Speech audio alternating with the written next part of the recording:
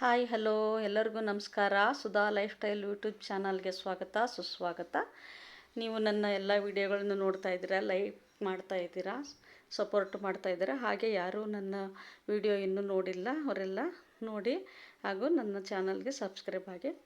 ಇವತ್ತಿನ ವಿಡಿಯೋ ನಾನು ಮಾಡ್ತಾ ಇರೋದು, ನಾನು ಸ್ವಲ್ಪ ಹೊರಗಡೆ ಹೋಗಬೇಕಾಗಿದೆ. ಏನು ಅಂದರೆ ಒಂದು ಕರಿಯೋಕೆ ಸಾಂಗಿಗೆ ನಾವು ಪ್ರಾಕ್ಟೀಸ್ ಮಾಡಿದ್ವಿ. ಅದು ಸ್ವಲ್ಪ ಸ್ಟೇಜಲ್ಲಿ ಹಾಡೋದಿತ್ತು.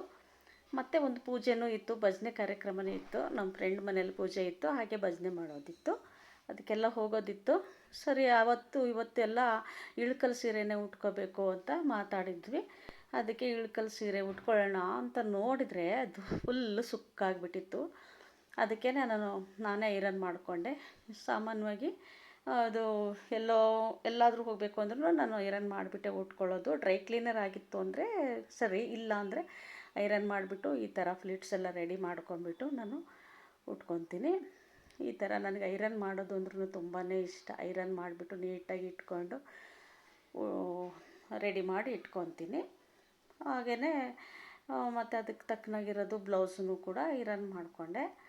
ಅದು ತುಂಬ ದಿವಸ ಆಯ್ತಲ್ವ ಇದು ಸೀರೆ ಎಲ್ಲ ಉಟ್ಕೊಂಡು, ಅದಕ್ಕೇ ಅದನ್ನು ಐರನ್ ಮಾಡಿ ಇಟ್ಕೊಂಡೆ. ಈ ಥರ ಸೆಟ್ ಮಾಡಿ ಇಟ್ಕೊಂಡೆ. ಅದಕ್ಕೆ ಇದು ಇಳ್ಕಲ್ ಸೀರೆಗೆ ಅಂದರೆ ಅದೇ ಥರ ಅದಕ್ಕೆ ಸೆಟ್ ಆಗಿರೋದು ಅಂದರೆ ಈ ಕತ್ತಿಗೆ ಅದರದ್ದು ಟೀಕಿ ಬೇಕಾಗಿತ್ತು. ಟೀಕಿ ಅಂತೀವಿ ಇದಕ್ಕೆ ಸರಕ್ಕೆ, ಮತ್ತು ಮೂಗಿಗೆ ನತ್ತು, ಮತ್ತು ಜುಮ್ಕಿ, ಮತ್ತು ಈ ಸರಕ್ಕೆ ದೊಡ್ಡ ಸರ ಇದೆಯಲ್ಲ ಅದಕ್ಕೆ ಬೋರ್ಮೊಳ ಅಂತೀವಿ. ಇದನ್ನೆಲ್ಲ ಸೆಟ್ ಮಾಡಿ ಇಟ್ಕೊಂಡೆ. ಮತ್ತು ಹಾಗೆ ಎಲ್ಲ ನೋಡಿ, ಇದೇ ಬೋರ್ಮೊಳ ಅಂದರೆ ಸರ ಕಾಣಿಸ್ತಾ ಇದೆಯಲ್ಲ ಇದಕ್ಕೆಲ್ಲ ತಕ್ಕನಾಗಿ ಸೆಟ್ ಮಾಡಿ ಇಟ್ಬಿಟ್ಟು ನಾನು ಮತ್ತೆ ಎಲ್ಲ ರೆಡಿಯಾಗಿ ಹೋದ್ವಿ. ಈ ಥರ ಅಲ್ಲಿಗೆ ನಮ್ಮ ಫ್ರೆಂಡ್ ಮನೇಲಿ ಕಾಳಿಕಾದೇವಿ ಪೂಜೆ ಇತ್ತು, ಅಲ್ಲಿಗೆ ಹೋಗಿದ್ವಿ ಎಲ್ಲರೂ. ಅಲ್ಲಿ ಲಲಿತಾ ಸಹಸ್ರನಾಮ ಇತ್ತು, ಅದನ್ನು ಹೇಳಿದ್ವಿ. ಲಲಿತಾ ಸಹಸ್ರನಾಮ, ಗಣೇಶನ ಹಾಡುಗಳು ಹೇಳಿದ್ವಿ. ಆಮೇಲೆ ಸ್ವಲ್ಪ ಹಾಡುಗಳು, ದೇವಿ ಹಾಡುಗಳಂತೆ, ಅದು ಇದು ಮಂಗಳಾರತಿ ಹಾಡು ಎಲ್ಲ ಹೇಳಿದ್ವಿ. ಹೇಳಾದ್ಮೇಲೆ ನಮಗೇನೋ ಅಲ್ಲೇ ಊಟ ಇತ್ತು ನಮ್ಮ ಫ್ರೆಂಡ್ ಮನೆಯಲ್ಲೇ. ಈಗ ಮನೇಲಿ ಏನಾದರೂ ಮಾಡಿ ಹೋಗಬೇಕಲ್ಲ ಅಂತ ಅಂದ್ಬಿಟ್ಟು ನಾನು ಪಾಲಕ್ ಚಪಾತಿ ಮಾಡಿದ್ದೆ ಮತ್ತು ಟೊಮೊಟೊ ಗೊಜ್ಜು ಮಾಡಿದ್ದೆ. ಅದು ಹೇಗೆ ಮಾಡೋದು ಅಂತಲೂ ನಿಮಗೆ ನಾನು ಹೇಳ್ತೀನಿ. ಸ್ವಲ್ಪ ಅದಕ್ಕೆ ಬೇಕಾಗಿರೋದು ಪಾಲಕ್ ಸೊಪ್ಪು, ಅಚ್ಕಾರದ ಪುಡಿ, ಓಂಕಾಳು, ಜೀರಿಗೆ, ಉಪ್ಪು ಮತ್ತು ಎಣ್ಣೆ, ಗೋಧಿ ಹಿಟ್ಟು. ಇದು ಸ್ವಲ್ಪ ಪಾಲಕ್ ಸೊಪ್ಪನ್ನ ನಾನು ರುಬ್ಕೊಂಡಿದ್ದೀನಿ. ಅದನ್ನು ಸ್ವಲ್ಪ ಟೈಮ್ ಇತ್ತು ಅಂದರೆ ಒಂದು ಸ್ವಲ್ಪ ಬಿಸಿ ನೀರಲ್ಲಿ ಒಂದೆರಡು ನಿಮಿಷ ಕುದಿಸ್ಕೊಂಡು ಮಾಡ್ಬೋದು. ನನಗೆ ಅರ್ಜೆಂಟಾಗಿದೆ ಅಂತ ಅಂದ್ಬಿಟ್ಟು ಹಾಗೇ ನಾನು ರುಬ್ಕೊಂಡೆ. ಹೀಗೂ ಮಾಡ್ಬೋದು, ಏನು ತೊಂದರೆ ಇಲ್ಲ. ಇದಕ್ಕೆ ಹಿಟ್ಟಿಗೆ ನಾವು ಅದು ಎಲ್ಲ ಸಾಮಾನೆಲ್ಲ ಕಲಿಸ್ಕೊಂಡ್ವಿ.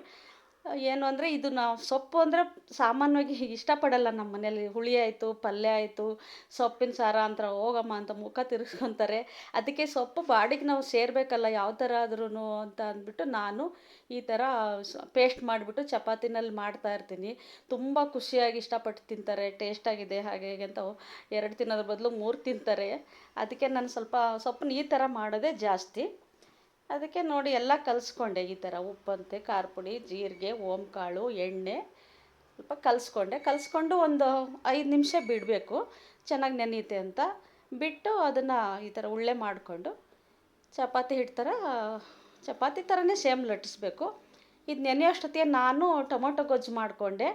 ಅದು ಹೇಗೆ ಮಾಡೋದು ಅಂತ ನೆಕ್ಸ್ಟ್ ವೀಡಿಯೋದಲ್ಲಿ ನಿಮಗೆ ನಾನು ಹೇಳ್ತೀನಿ. ನೋಡಿ, ಈ ಥರ ನಾರ್ಮಲ್ ಚಪಾತಿ ಥರನೇ ಬೇಯಿಸ್ಬೇಕು. ಇದರಲ್ಲಿ ಏನು ಡಿಫ್ರೆನ್ಸ್ ಅಂತ ಏನಿಲ್ಲ. ಡಯಟ್ ಮಾಡೋರಿಗೆ ಇದನ್ನು ಎಣ್ಣೆ ಹಾಕ್ದೇ ಹಾಗೆ ಮಾಡಿಕೊಂಡ್ರೆ ತುಂಬಾ ಒಳ್ಳೆಯದು. ಆದರೆ ನಮಗೇನೋ ಸ್ವಲ್ಪ ಲೈಟಾಗಿ ನಾನು ಹಾಕಿ ಮಾಡಿದ್ದೀನಿ, ಸ್ವಲ್ಪ ಟೇಸ್ಟ್ ಇರಲಿ ಅಂತ ಅಂದ್ಬಿಟ್ಟು.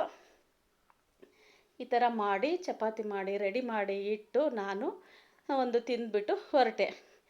ಅಲ್ಲಿ ಕರಿಯೋಕೆಗೆ ಎಲ್ಲ ಟೈಮ್ ಆಯಿತು ಅಂತ ಅಂದ್ಬಿಟ್ಟು ಅಲ್ಲೇ ಫಂಕ್ಷನ್ನಲ್ಲೇ ಊಟ ಮಾಡಿ ಹೊರಟ್ವಿ ನಾವು.